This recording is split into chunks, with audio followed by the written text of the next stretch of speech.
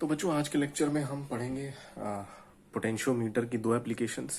पहला है comparison of EMF of two primary cells और फिर हम पढ़ेंगे finding the internal resistance of a cell. तो बच्चों ये मैंने पोटेंशियोमीटर का डायग्राम बना दिया है। आपको ध्यान होगा लास्ट क्लास में हमने इसको ऐसे बनाया था कि बी पॉइंट यहाँ था और फिर ऐसे घूम घूम के ये जो वायर है ऐसे फाइनली यहाँ आ रही। तो ये बनाना काफ़ी इनकन्वीनियंट हो जाता है। सिंपल अगर पोटेंशियोमीटर एक्सप्लेन करने को है तो आप इस तरीके से मल्टीपल वायर वाला डायग्राम बनाएं। न्यूमेरिकल वगैरह है जैसे हम अभी करने वाले हैं, तो ये सब में आप सिंपल एक इस तरीके से बना सकते हैं। बी पॉइंट को मैं नीचे ले आता हूँ इस तरीके से। एक ही पोटेंशियोमीटर वायर 1 मीटर वाली से ही हम काम चला रहे हैं। इसको 2 मीटर मान लो, 10 मीटर मान लो, आपकी मर्जी है। तो बच्चों यहाँ पे बची हुई जितनी भी वायर है that is called connecting wire. उसके बारे में हमें चिंता करने की जरूरत नहीं है। जिस सेल का हमें ईएमएफ मेजर करना है या कंपेयर करना है किसी दूसरे सेल की ईएमएफ से, वो हमने बच्चों यहाँ लगा दिया है। ये उसका जॉइंट है, पहला टर्मिनल है मान लीजिए। इसी पॉइंट से दूसरा सेल लगा रहा हूँ बच्चों जिसका ईएमएफ इससे कंपेयर करना है। बेसिकली हमें इन दोनों के ईएमएफ की रेशियो निकालनी है, या ये एक का ईएमएफ दूसरे के कितने टाइम्स है ये बताना होगा। मान लेते हैं कि इसका ईएमएफ था E1 और इसका ईएमएफ है E2। यहाँ पर हमने एक और टर्मिनल बना दिया। इसके बाद है गैल्वेनोमीटर और फाइनली फिर यहाँ पर जॉकी। So 1, 2 and 3। तो आप 1 और 3 को कनेक्ट करेंगे तो E1 पिक्चर में आ जाएगा आपके सर्किट में, E2 बाहर हो जाएगा। 2 और 3 को कनेक्ट करेंगे तो E1 बाहर हो जाएगा, E2 चलने लगेगा। तो ये हमारा बेसिक सेटअप है इस एप्लीकेशन का। तो प्यारे बच्चों आइए देखते हैं कैसे इसको समझें, इसकी वर्किंग कैसे है। तो बच्चों पोटेंशियोमीटर की दोनों ही एप्लीकेशन समझने के लिए आपको एक छोटा सा कॉन्सेप्ट समझना होगा, जिसे हम सिंपली पोटेंशियल डिफरेंस वाले आइडिया से समझ सकते हैं। आइए देखते हैं कैसे। ध्यान रखिएगा बच्चों, ये जो मैं कॉन्सेप्ट समझाने जा रहा हूँ इसमें एक ही लॉजिक लगना है। करंट तभी फ्लो करता है जब पोटेंशियल डिफरेंस हो, हायर पोटेंशियल से लोअर पोटेंशियल की तरफ। अगर किसी भी दो पॉइंट के बीच में पोटेंशियल सेम है तो करंट फ्लो नहीं करेगा। आइए देखते हैं, इसको समझते हैं। मान लीजिए मेरे पास कोई पॉइंट है ए, ये मेरा कोई पॉइंट है बी। ध्यान देना बच्चों, बहुत ध्यान से समझना है इसको। मैंने यहाँ पे पीछे एक बैटरी लगा दी है 10 वोल्ट की। ये मेरा सर्किट बन गया बच्चों, कुछ कुछ पोटेंशियोमीटर जैसे ही। अब बच्चों ध्यान से देखिए, ये 10 वोल्ट पोटेंशियल डिफरेंस का मतलब है, या ईएमएफ का मतलब है कि इसका एक एंड जो है वो 10 पे है और दूसरा एंड 0 पे है ना। तो इनको डिफरेंस करेंगे आप तो 10 वोल्ट आ जाएगा। आप कोई और वैल्यू भी ले सकते हैं, रैंडम वैल्यू ले सकते हैं कि पॉजिटिव वाले को आपने हायर वाले को बोल दिया 12 और इसको बोल दिया 2 लोअर वाले को। दोनों को सब्ट्रैक्ट करेंगे तो कितना आ जाएगा 10 वोल्ट। कहने का मतलब ये है कि इसके जो दो टर्मिनल हैं उनके बीच में पोटेंशियल डिफरेंस 10 वोल्ट का है। ये जो बच्चों पोटेंशियोमीटर की वायर होती हैं इनमें हम नेग्लिजिबल रेजिस्टेंस मानते हैं, तो यहां से यहां तक कोई भी पोटेंशियल का चेंज नहीं आएगा। तो अगर ये वाला हम मान लें कि 10 पे है और ये 0 पे, सबसे आसान केस ले लिया हमने, तो ये ए वाला एंड भी 10 पे हो जाएगा और बी वाला एंड हो जाएगा 0 वोल्ट पे, ये 10 वोल्ट पे हो जाएगा बच्चों। इसका मतलब करंट कहां से कहां फ्लो करेगा, ए से बी तक। अब मैं यहां पर बच्चों अगर एक सेल और लगा दूं और इसका जो पोटेंशियल डिफरेंस है वो है 4 वोल्ट। कहने का मतलब है कि इसका एक एंड जितने भी पोटेंशियल पे होगा दूसरा उससे 4 कम पे होगा।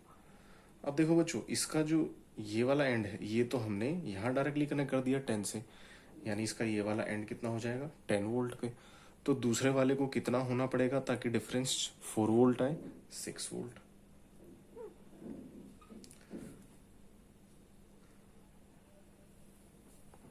समझ आया बच्चों? ये वाला एंड क्योंकि इससे डायरेक्टली कनेक्टेड है तो इसे 10 पे होना पड़ेगा, और ये वाला एंड कितने पे होना चाहिए ताकि 4 वोल्ट का पोटेंशियल डिफरेंस हो दोनों में, क्योंकि वही सेल का कैरेक्टरिस्टिक है 4 वोल्ट का। तो ये 6 पे होना चाहिए। अब बच्चों ध्यान से देखो, अगर ये 10 वोल्ट पे है और ये 0 वोल्ट पे है तो जरूर बीच में कहीं ना कहीं कोई पॉइंट होंगे जो 1 वोल्ट पे भी होंगे, 2 पे भी होंगे, 5 पे भी होंगे। हम वो निशान लगा लेते हैं। मान लीजिए 1 पे है, ये ऐसे करते करते 4 है, ये 6 है, ये 8 वोल्ट पे है। तो अगर आप ध्यान से देखें तो हमें पोटेंशियोमीटर का एप्लीकेशन मिल गया है। देखिए बच्चों, अगर मैं इस पॉइंट को और 1 वाले को कनेक्ट कर दूं तो क्या यहाँ से यहाँ करंट फ्लो होगा? बिल्कुल हो सकता है, क्योंकि बच्चों ये वाला एंड जो है 6 वोल्ट पे है। अब ये वाली जो वायर है उसी से कनेक्टेड है, बीच में कोई रेजिस्टेंस नहीं है, कोई पोटेंशियल का फॉल नहीं हो रहा, तो ये भी 6 पे माना जा सकता है।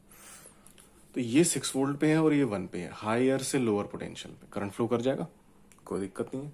करंट फ्लो कर रहा है या नहीं कर रहा है कैसे पता लगेगा? देख तो सकते नहीं हो आप, तो हम गैल्वेनोमीटर लगा देंगे। गैल्वेनोमीटर में डिफ्लेक्शन आ गई तो मतलब करंट फ्लो कर रहा है।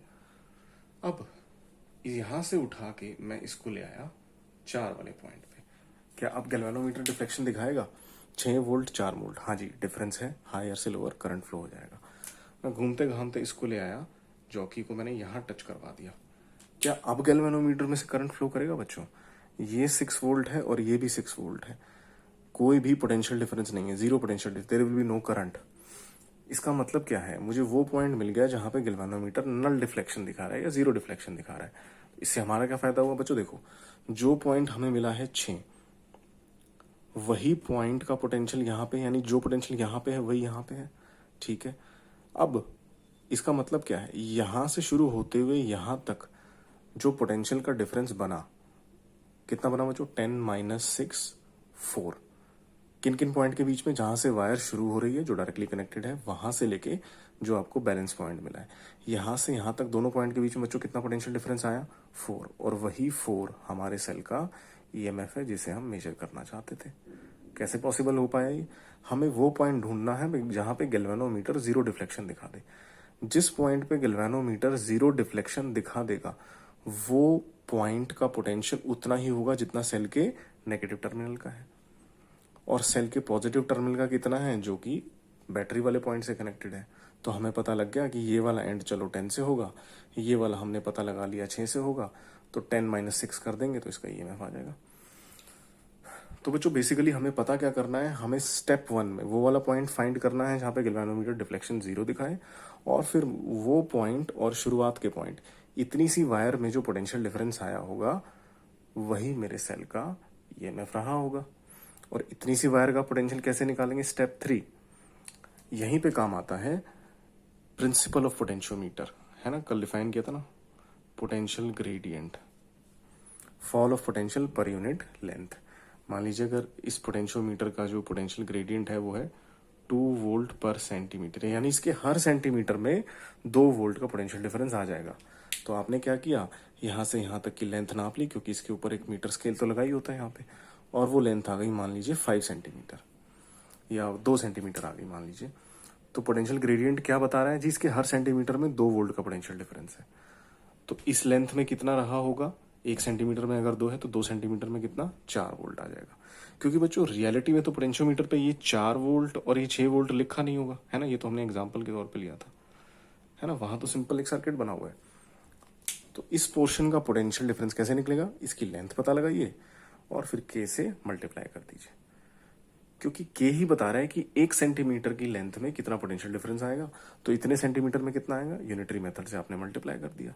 तो हमें जैसे ही इतनी लेंथ का पोटेंशियल डिफरेंस पता लगा, वही क्या है, इस वाले सेल का EMF by the logic of potential difference. आइए बच्चों इसी को इंप्लीमेंट करते हैं इसमें using some basic mathematics and equations. तो बच्चों सबसे पहले हमने क्या किया? ये वाली की को ऑन किया ताकि पोटेंशियोमीटर चालू हो जाए, करंट फ्लो होने लगे और ए और बी के बीच में कुछ पोटेंशियल डिफरेंसेस आ जाएं। अब पहले वाला सेल सर्किट में लाने के लिए 1 और 3 को मैंने कनेक्ट कर दिया। जैसे ही मैंने 1 और 3 को कनेक्ट किया, इसमें से करंट फ्लो होने लगा। तो मैंने बेसिकली इसको टच करवा के कहीं कहीं पे कोशिश की ढूंढने की बैलेंस पॉइंट। तो मान लीजिए मेरा बैलेंस पॉइंट जो है वो यहाँ आ गया। इस पॉइंट को मैंने नाम दे दिया J1, और ये जो लेंथ आई है ये मैंने स्केल से नाप ली, ये मेरी लेंथ आई है L1। तो बच्चों मेरे सेल E1 का ईएमएफ कितना रहा होगा? K times L1। बिल्कुल ठीक बात है। अब 1 और 3 को मैंने कर दिया डिस्कनेक्ट। अगर 1 और 3 को मैंने डिस्कनेक्ट कर दिया तो फिर मैं आगे क्या करूंगा? मुझे 2 और 3 को कनेक्ट करना है। मैंने 2 और 3 को कनेक्ट कर दिया। अब उसके लिए कुछ और बैलेंसिंग लेंथ आएगी, क्योंकि उसका ईएमएफ कुछ और है। मान लीजिए यहां बैलेंसिंग लेंथ आ गई J2। ये वाली लेंथ आपने नाप ली फिर से स्केल से, ये आई है L2। तो इस लेंथ का potential difference K times L2। तो इस E2 सेल का ईएमएफ किसके बराबर हो जाएगा बच्चों? K टाइम्स L2 के बराबर।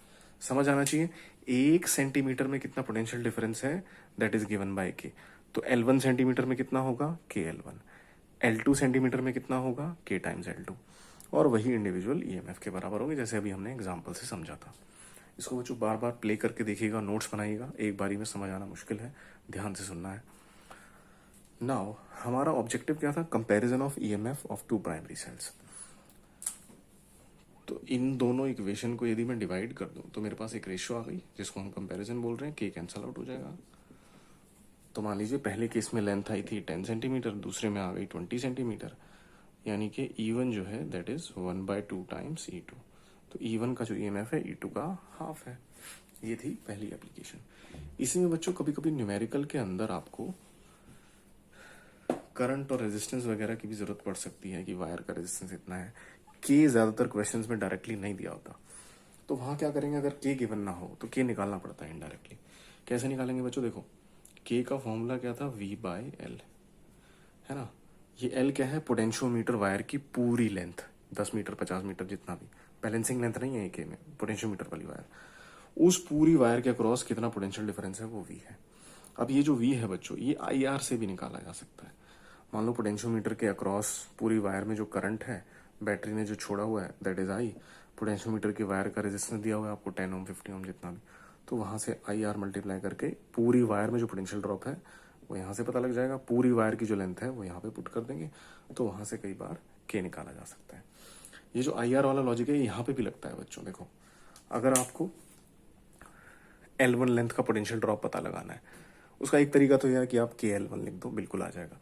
दूसरा तरीका क्या हो सकता है? अगर आपको इतनी सी वायर में कितना रेजिस्टेंस है वो क्वेश्चन में अगर दिया हो, इतनी सी वायर का अगर आपको रेजिस्टेंस दे रखा है और इस वायर में कितना करंट फ्लो हो रहा है वो भी दे रखा है क्वेश्चन में, तो V=IR से इतनी सी वायर का पोटेंशियल ड्रॉप हमें पता लग जाएगा, हमें के की जरूरत ही नहीं है ना।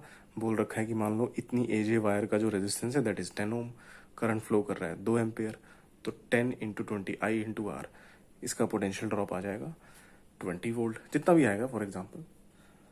तो बच्चों मेन हमारा जो इस एप्लीकेशन से टेक अवे है, जो फॉर्मूला हमें याद रखना है that is E1/E2 is equal to L1/L2। ध्यान रखिएगा बच्चों, इसमें कॉन्सेप्ट समझना बहुत जरूरी है। ये फॉर्मूला कैसे आया है, किस तरीके से बैलेंस पॉइंट काम करता है, हमें रटना नहीं है कि E1/E2 is equal to N1/L2 बस खत्म हो गया, नहीं। आपको ये कॉन्सेप्ट समझना है। ये क्यों मान लें कि जहां पे गैल्वेनोमीटर नल डिफ्लेक्शन दिखा रहा है उस समय जो लेंथ आई है उसका पोटेंशियल डिफरेंस ही ईएमएफ के बराबर होगा। ये क्यों मान ले? ये मैंने आपको उस एग्जांपल में समझाया था कि जहां पे नल पॉइंट आ जाएगा इसका मतलब वो वाले पॉइंट का पोटेंशियल और हमारे इस कोने का पोटेंशियल ये बिल्कुल सेम है, कोई करंट फ्लो नहीं कर रहा। इसका मतलब हमने इन दोनों पॉइंट का पोटेंशियल पता लगा लिया है, वो एग्जैक्टली उतना ही है जितना कि ईएमएफ का है। अगर ऐसा नहीं होता तो कुछ ना कुछ करंट फ्लो कर रहा होता। तो हमें बेसिकली उसी पॉइंट तक पहुंचना है जहां पे गैल्वेनोमीटर नल डिफ्लेक्शन दिखा दे। वही हमारे लिए इशारा होगा कि अगर यहाँ पे करंट दिखाना बंद हो चुका है इसका मतलब आपने वो पॉइंट ढूंढ लिया है। या इसको आप दूसरी लैंग्वेज में भी समझ सकते हैं, अगर यहाँ पे करंट दिखाना बंद कर दे तो उसका मतलब है कि ये जितना पोटेंशियल ड्रॉप इसका होगा उतना ही इसका होना चाहिए, क्योंकि दोनों पैरेलल में है। आप इसे ऐसे भी समझ सकते हैं। ऑलराइट प्यारे बच्चों, फॉर्मूला ध्यान रखिएगा। के कैसे निकालना है ये ध्यान रखिएगा। V=IR यहाँ पे इम्प्लीमेंट हो सकता है। के L1 की जगह भी आप I इंटू आर लगा सकते हैं अगर इस पोर्शन का रेजिस्टेंस और पूरी वायर में जो करंट है वो दिया हो। ये कुछ छोटे छोटे पॉइंट्स हैं जो आप याद रखेंगे न्यूमेरिकल्स के लिए। चलिए अब आ जाते हैं सेकंड इक्वेशन, जो कि आपको नेक्स्ट वीडियो में मिलेगी।